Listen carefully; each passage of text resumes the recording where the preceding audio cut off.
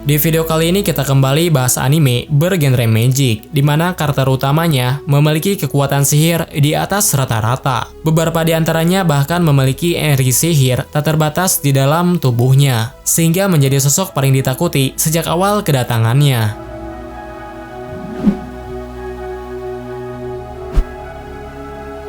Mougakoi no Futeki Gosha bercerita tentang Raja Iblis bernama Anos Polygod yang berinkarnasi ke masa depan setelah membuat kesepakatan dengan pahlawan di masa lalu. Sejak awal dia memiliki kekuatan sihir tak terbatas di dalam tubuhnya. Karena itu, kekuatan dia tidak dapat diukur dengan peralatan sihir biasa. Ketika Anos mengukur kekuatannya, dia secara tidak sengaja membebani alat pengukur tersebut. Oleh sebab itu, dia diremehkan dan dicap sebagai iblis yang tidak layak di Akademi Raja Iblis. Meskipun Anos memiliki sifat tegas, kekuatan tak terkalahkan, dan kepercayaan diri tinggi, hal tersebut belum cukup untuk membuat semua orang mengakuinya sebagai reinkarnasi dari Raja Iblis. Karena sejarah di dunia tersebut telah diubah oleh seseorang sehingga keberadaannya menjadi tidak diketahui. Meskipun begitu, dia tetap melangkah maju. Dengan santai dia bisa menyelesaikan berbagai masalah dan menjadi iblis tak tertandingi ketika dihadapkan dengan tantangan apapun.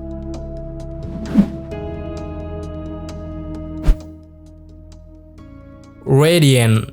Di anime ini, terdapat monster kuat penyerang manusia yang disebut sebagai Nemesis. Setiap orang yang melakukan kontak dengan monster tersebut akan menerima kutukan, dan jika selamat, maka orang tersebut akan mendapatkan kekuatan sihir yang bisa melebihi kekuatan monster. Setiap penyihir dapat memuluskan kehidupannya sendiri untuk menjadi penjahat atau menjadi pahlawan. Namun di mata semua orang, mereka tetap saja dianggap sebagai ancaman yang tidak ada bedanya dengan monster. Seto adalah seorang anak yang terinfeksi oleh Nemesis. Karena itu sejak awal dia ditakuti dan tidak diterima oleh masyarakat. Meskipun begitu, dia memiliki impian untuk menjadi penyihir terhebat yang dapat melindungi orang-orang dari serangan monster.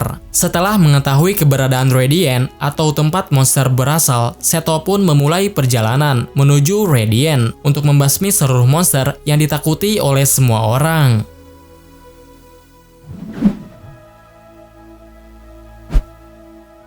Hayakusei Million Arthur. Ceritanya berawal ketika sekelompok pengguna senjata legendaris dikirim ke masa lalu untuk mengalahkan 1 juta pengguna senjata legenda lain. Senjata atau pedang suci yang disebut Excalibur memiliki kekuatan dahsyat sehingga menyebabkan terdistorsinya masa kini dan masa depan. Mereka diberi misi kembali ke masa lalu untuk menghancurkan seluruh senjata tersebut dan menyelamatkan masa depan semua orang. Namun sejak awal kedatangan mereka di masa itu telah diketahui oleh seseorang, sehingga tidak lama kemudian kelima Arthur yang dipimpin oleh Dancho langsung dihadapkan dengan 10.000 pasukan bersenjatakan lengkap. Tapi hal tersebut tidak menjadi beban sama sekali karena kemampuan bertarung dan kekuatan mereka berada di tingkat yang berbeda, sehingga tujuan mereka untuk mengalahkan 1 juta Arthur dapat terselesaikan.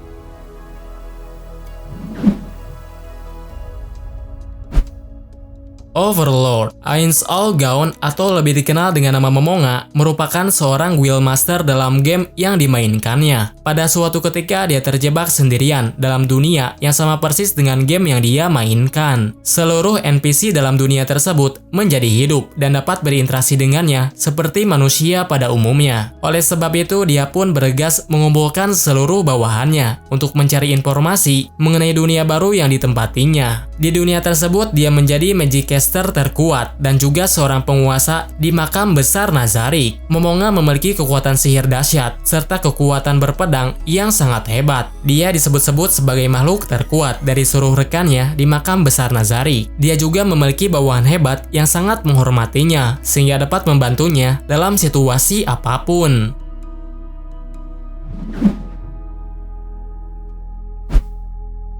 Majo no Tabi-Tabi bercerita mengenai petualangan seorang penyihir bernama Elaina yang sejak kecil selalu ingin melakukan perjalanan ke seluruh dunia. Dia terinspirasi oleh kisah-kisah penyihir terkenal yang berpetualang ke berbagai tempat. Setelah Elaina menjadi lulusan termuda di Akademi Penyihir, dia melanjutkan pembelajaran dengan guru bernama Fran. Namun setelah banyak waktu terlewati, guru Fran sama sekali tidak mengajarinya tentang sihir. Elaina hanya dijadikan sebagai pesuruh yang mengerjakan banyak pekerjaan merepotkan. Namun di balik semua itu, Hal tersebut dilakukan supaya Elena bisa lebih percaya diri, sehingga dia bisa menjadi penyihir dewasa yang lebih realistis. Kemudian setelah menerima ujian terakhir dari gurunya tersebut, dia pun berhasil mendapatkan gelar sebagai penyihir kelabu. Dan sejak saat itu, Elena menjadi seorang penyihir pengembara yang melakukan petualangan ke berbagai tempat.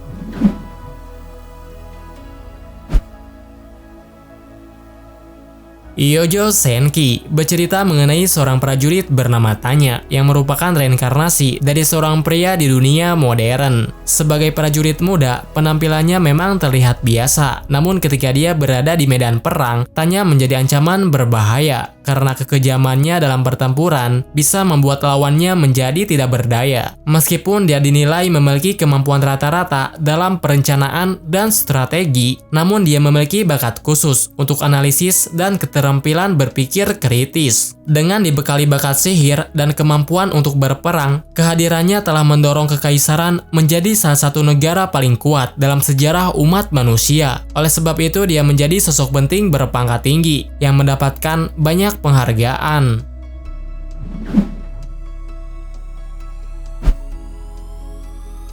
Kumo Desuga Nanika berawal ketika terjadi suatu kejadian di mana para siswa di suatu sekolah meninggal akibat terkena suatu ledakan. Setelah kejadian tersebut, mereka kemudian direinkarnasi ke dunia lain. Di antara para siswa terdapat orang yang beruntung karena dapat hidup kembali sebagai pangeran, bangsawan, atau orang penting lainnya. Namun seseorang di antara mereka mengalami nasib sial, di mana dia menjadi seekor laba-laba yang hidup menyendiri di dalam sebuah labirin. Laba-laba bernama Komuko ini merupakan makhluk terlemah di dunia baru tersebut. Meskipun begitu, Komuko memiliki keinginan kuat untuk bertahan hidup, sehingga dia bisa terus berkembang dan berevolusi menjadi semakin kuat setelah memangsa makhluk lain yang mengincarnya.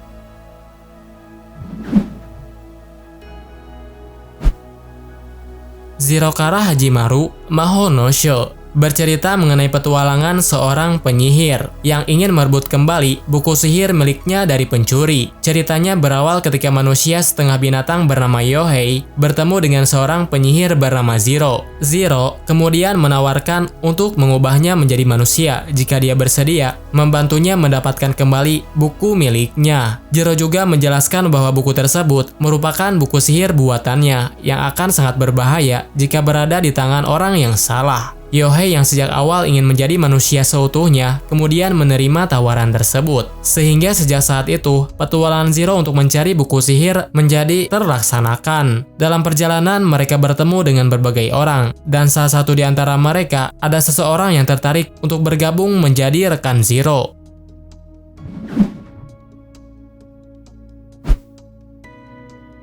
Benmashi Cecil. Di suatu kota, sering ditemukan suatu kasus di mana pelakunya adalah pengguna sihir yang menggunakan kemampuannya dalam aksi kriminal. Untuk mengatasi masalah tersebut, maka dibentuklah lembaga anti sihir yang melarang penggunaan kekuatan sihir jika digunakan secara ilegal. Jika ada yang melanggar, maka orang tersebut akan ditangkap hingga dijatuhi hukuman mati. Di kota itu juga terdapat ruangan sidang sihir yang digunakan untuk menegakkan hukum. Selain itu, ada juga sekelompok pengacara yang tugasnya membela kebenaran dari tersangka yang terlibat dengan kasus penyihir.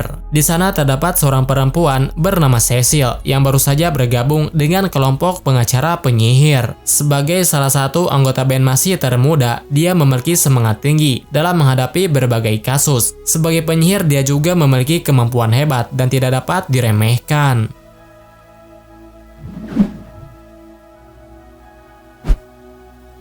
Musuko Tensei Isekai Itara Honkidasu. Rudius merupakan seorang anak yang berbakat dalam bidang sihir. Di dunia sebelumnya, dia merupakan seorang pria berusia 34 tahun yang sepanjang hidupnya ditindas karena tidak memiliki pekerjaan. Dia meninggal akibat kecelakaan di jalanan, lalu hidup kembali sebagai anak dari pendekar pedang di dunia lain. Meskipun memiliki tubuh anak-anak, Rudius tetap memiliki kesadaran dan ingatan utuh di kehidupan yang sebelumnya. Oleh sebab itu, dia dapat cepat beradaptasi dengan lingkungan barunya dan menjadi anak yang dikagumi karena berbakat dalam bidang sihir. Selain itu juga karena bantuan dari seorang penyihir muda bernama Roxy, kemampuan sihirnya telah meningkat dengan pesat. Oleh sebab itu, meskipun dia berada dalam situasi yang cukup sulit, Rudius tetap percaya diri dan dapat menghadapi berbagai masalah dengan tenang.